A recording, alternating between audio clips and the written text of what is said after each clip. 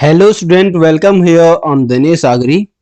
And as you know, we were discussing here about microeconomics of class 12 and it is first part of the video.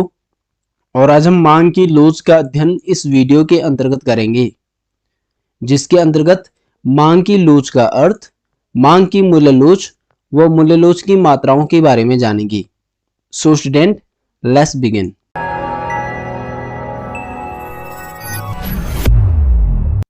पिछले lecture में हमने जाना था कि मांग का नियम क्या कहता है. मांग का नियम कहता है यदि किसी वस्तु की कीमत में वृद्धि होती है तो उस वस्तु की मांग कम हो जाती है, और यदि कीमत कम होती है तो मांग बढ़ जाती है. अथवा मांग का नियम बताता है किसी वस्तु की कीमत में वृद्धि होने पर मांग कम हो जाती है और कीमत कम होने पर मांग बढ़ जाती है. यह कीमत तथा मांग के बीच विपरीत संबंध की व्याख्या करता है अथवा यह एक गुणात्मक कथन है. यह मांग की मात्रात्मक व्याख्या नहीं करता है. अब यदि वस्तु की कीमत में परिवर्तन होने से वस्तु की मांग में कितना परिवर्तन होगा, यह वस्तु की प्रकृति पर निर्भर करता है. यदि वस्तुएं विलासितापूर्ण वस्तुएं हैं तब कीमत में परिवर्तन होने से मांग अधिक परिवर्तित हो जाएगी, जबकि यदि वस्तुएं आवश्यक वस्तुएं हैं तब कीमत में परिवर्तन होने से वस्तु की मांग बहुत कम या बिल्कुल भी परिवर्तित नहीं होगी. चलिए अब जानते हैं मांग की लोच क्या है. वस्तु की कीमत, उपभोक्ता की आय व संबंधित वस्तु की कीमत में परिवर्तन होने से वस्तु की मांग में कितना परिवर्तन होगा, इसकी व्याख्या मांग की लोच के द्वारा की जाती है. या हम कह सकते हैं वस्तु की कीमत में परिवर्तन होने से या उपभोक्ता की आय में परिवर्तन होने से या संबंधित वस्तु की कीमत में परिवर्तन होने से वस्तु की मांग में मात्रात्मक कितना परिवर्तन होगा, इसकी व्याख्या मांग की लोच के द्वारा की जाती है. अतः मांग की लोच एक मात्रात्मक कथन है, जबकि मांग का नियम एक गुणात्मक कथन है. यह कीमत में परिवर्तन होने से वस्तु की मांग की मात्रा में कितना परिवर्तन होगा, इसकी व्याख्या करता है, जबकि मांग का नियम कीमत में परिवर्तन होने से मांग किस दिशा में परिवर्तित हो जाएगी, इसकी बात करता है. इस प्रकार मांग की लोच वस्तु की कीमत, उपभोक्ता की आय व संबंधित वस्तु की कीमत में परिवर्तन होने से मांग में होने वाले मात्रात्मक परिवर्तन की व्याख्या करता है. इस धारणा का विकास सबसे पहले जे एस मिल के द्वारा व कुर्नो के द्वारा किया गया था. बाद में प्रोफेसर मार्शल ने इसे वैज्ञानिक ढंग से प्रस्तुत किया.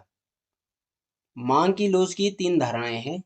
नंबर 1, मांग की मूल्य लोच या मूल्य सापेक्षता, या इसे हम प्राइस इलास्टिसिटी ऑफ डिमांड कहते हैं. दूसरा, मांग की आय लोच या आय सापेक्षता या इनकम इलास्टिसिटी ऑफ डिमांड. अगला, मांग की आड़ी लोच या आड़ी सापेक्षता या क्रॉस इलास्टिसिटी ऑफ डिमांड. चलिए अब जानते हैं मांग की मूल्य लोच या मूल्य सापेक्षता या प्राइस इलास्टिसिटी ऑफ डिमांड. हमारे पास सिलेबस में केवल मांग की मूल्य लोच ही है, अतः हम मांग की आड़ी लोच व मांग की आय लोच का अध्ययन नहीं करेंगे. मांग की मूल्य लोच अन्य बातें समान रहने पर वस्तु की कीमत में परिवर्तन होने से मांग में होने वाले मात्रात्मक परिवर्तन की व्याख्या करता है. यहाँ पर अन्य बातें समान रहने से तात्पर्य है उपभोक्ता की आय व संबंधित वस्तु की कीमत में किसी प्रकार का परिवर्तन नहीं होगा. केवल वस्तु की कीमत में परिवर्तन होगा.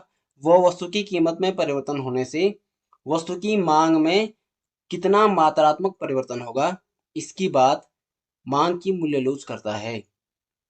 मांग की मूल्य लोच का फॉर्मूला इस प्रकार है. इलास्टिसिटी ऑफ डिमांड बराबर हो जाता है वस्तु की मांगी जाने वाली मात्रा में प्रतिशत परिवर्तन अपॉन कीमत में प्रतिशत परिवर्तन. मांग के मूल्य लोच की कुछ मात्राएं या धारणाएं या प्रकार होता है. ये 5 प्रकार की होती है, जिसमें पहला है पूर्ण लोचदार मांग या परफेक्ट इलास्टिक डिमांड. आइए जानते हैं कि पूर्ण लोचदार मांग क्या है। अन्य बातें समान रहने पर वस्तु की कीमत में परिवर्तन होने से मांग की मात्रा में असीमित परिवर्तन हो जाता है। इसे पूर्णतः लोचदार मांग कहा जाता है। यहाँ पर ध्यान देने वाली बातें हैं कि अन्य बातें समान रहने की बात की जा रही है, यानी कि उपभोक्ता की आय व संबंधित वस्तु की कीमत में किसी प्रकार का परिवर्तन नहीं होगा। परिवर्तन केवल कीमत में हो रहा है।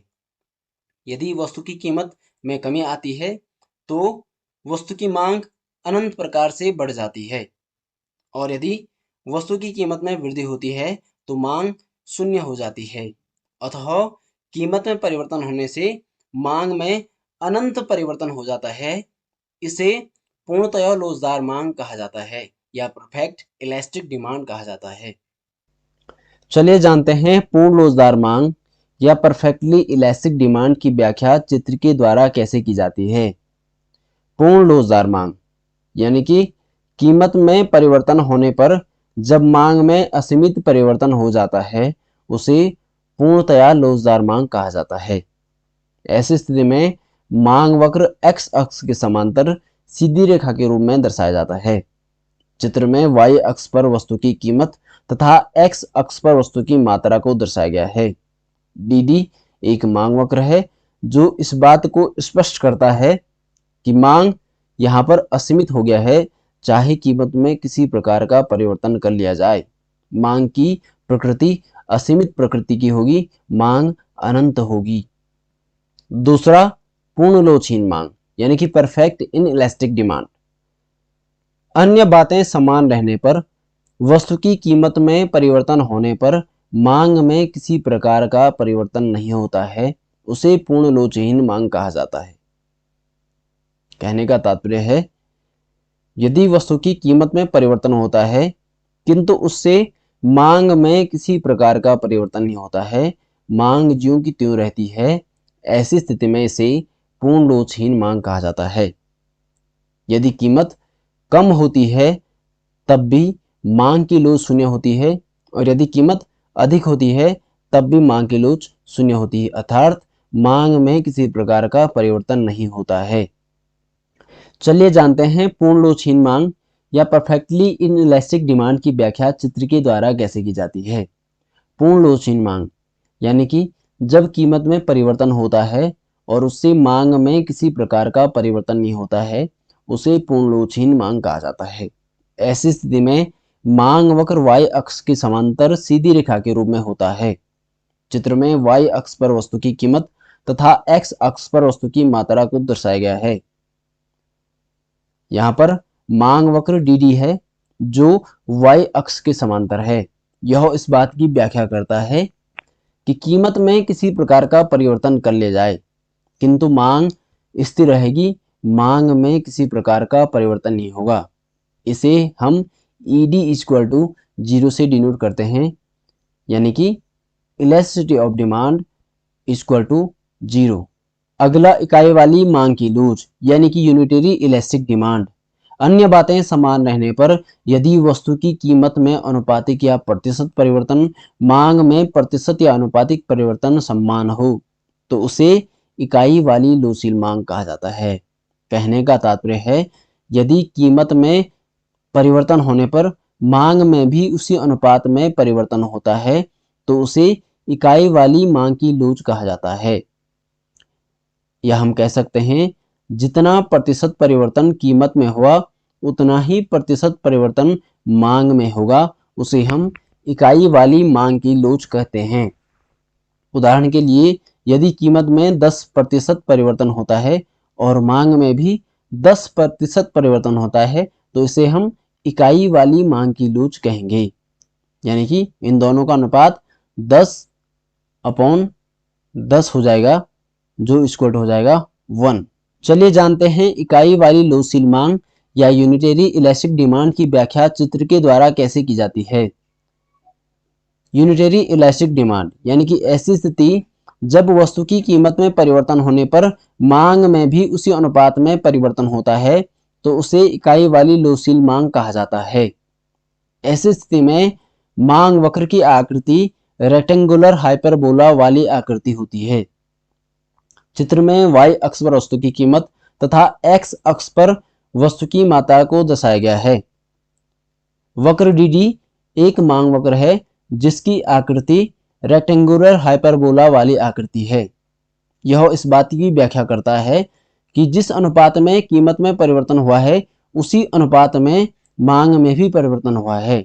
ऐसी स्थिति में मांग की लोच एक हो जाती है। अगला अधिक लोचशील मांग यानी कि मोर इलास्टिक डिमांड। अन्य बातें समान रहने पर यदि वस्तु की कीमत में परिवर्तन की तुलना में मांग में अधिक परिवर्तन होता है तो उसे अधिक लोचशील मांग कहा जाता है। कहने का तात्पर्य है यदि कीमत में परिवर्तन की तुलना में मांग में अधिक परिवर्तन होता है तो उसे अधिक लोचशील मांग कहा जाता है। उदाहरण के लिए यदि कीमत में 10% परिवर्तन होता है और उसकी तुलना में मांग में 20% परिवर्तन होता है तो उसे अधिक लोचशील मांग कहा जाता है। चलिए जानते हैं अधिक लोचशील मांग या मोर इलास्टिक डिमांड की व्याख्या चित्र के द्वारा कैसे की जाती है। अधिक लोचशील मांग अर्थात ऐसी स्थिति जब कीमत में परिवर्तन की तुलना में मांग में अधिक अनुपात में परिवर्तन होता है तो उसे अधिक लोचशील मांग कहा जाता है। ऐसी स्थिति में मांग वक्र की आकृति चपटी ढालदार वाली आकृति की होती है या कम ढालदार वाली आकृति की होती है। चित्र में y अक्ष पर वस्तु की कीमत तथा x अक्ष पर वस्तु की मात्रा को दर्शाया गया है। DD वक्र एक मांग वक्र है जिसकी आकृति चपटी ढालदार वाली आकृति की है या कम ढालदार वाली आकृति की है, जो इस बात की व्याख्या करता है कि कीमत में परिवर्तन की तुलना में मांग में अधिक परिवर्तन हो रहा है, अर्थात elasticity of demand greater than 1 से इसे हम डिनोट करते हैं। अगला कम लोचशील मांग यानी कि लेस इलास्टिक डिमांड। अन्य बातें समान रहने पर जब वस्तु की कीमत में परिवर्तन की तुलना में मांग में कम अनुपात में परिवर्तन होता है तो उसे कम लोचशील मांग कहा जाता है। कहने का तात्पर्य है यदि कीमत में परिवर्तन होता है किंतु उसकी तुलना में मांग में कम अनुपात में परिवर्तन होता है तो उसे कम लोचशील मांग कहा जाता है। उदाहरण के लिए यदि कीमत में 10% परिवर्तन होता है किंतु मांग में केवल 5% परिवर्तन होता है, इस प्रकार कीमत की तुलना में मांग में कम अनुपात में परिवर्तन हो रहा है तो इसे हम कम लोचशील मांग कहेंगे। चले जानते हैं कम लोचशील मांग या लेस इलास्टिक डिमांड की व्याख्या चित्र के द्वारा कैसे की जाती है। कम लोचशील मांग अर्थात ऐसी स्थिति जब कीमत में परिवर्तन की तुलना में मांग में कम परिवर्तन होता है तो उसे कम लोचशील मांग कहा जाता है। ऐसी स्थिति में मांग वक्र की आकृति अधिक ढालदार या स्टीपर होती है। चित्र में y अक्ष पर वस्तु की कीमत तथा x अक्ष पर वस्तु की मात्रा को दर्शाया गया है। DD वक्र एक मांग वक्र है जिसकी आकृति स्टीपर या अधिक ढालदार है। यह इस बात की व्याख्या करता है कि जितना परिवर्तन कीमत में होता है उससे कम अनुपात में परिवर्तन मांग में होता है। इसे हम elasticity of demand less than 1 से डिनोट करते हैं। चलिए अब बात करते हैं मांग की मूल्यलोच को प्रभावित करने वाले तत्वों के बारे में। पहला, वस्तु की प्रकृति या नेचर ऑफ कमोडिटी। मांग की मूल्यलोच वस्तुओं की प्रकृति के अनुसार भिन्न भिन्न वस्तुओं में भिन्न भिन्न होती है। मुख्यतः वस्तुएं 3 प्रकार की होती है। पहला, आवश्यक वस्तुएं, दूसरा आरामदायक वस्तुएं, तीसरा विलासितापूर्ण वस्तुएं। यदि हम बात करें आवश्यक वस्तुओं की तो इनकी आवश्यकता मानव जीवन के लिए अति आवश्यक होती है, अतः इनकी मांग की लोच कम होती है। इसी प्रकार यदि हम बात करें आरामदायक वस्तुओं की तो इनकी आवश्यकता मानव जीवन के लिए उतना आवश्यक नहीं है, अतः इनकी मांग की लोच इकाई के बराबर होती है या इकाई वाली लोचशील मांग आरामदायक वस्तुओं की होती है। इसी प्रकार यदि हम बात करें विलासितापूर्ण वस्तुओं की तो इनकी मांग की लोच अधिक होती है क्योंकि इनकी आवश्यकता मानव के लिए उतना आवश्यक नहीं है। दूसरा, प्रतिस्थापन वस्तुएं। प्रतिस्थापन वस्तुएं वे वस्तुएं कहलाती है जिन्हें हम एक दूसरे के बदले प्रयोग करते हैं, जैसे कॉफी और चाय। ऐसी स्थिति में मांग की लोच अधिक होती है।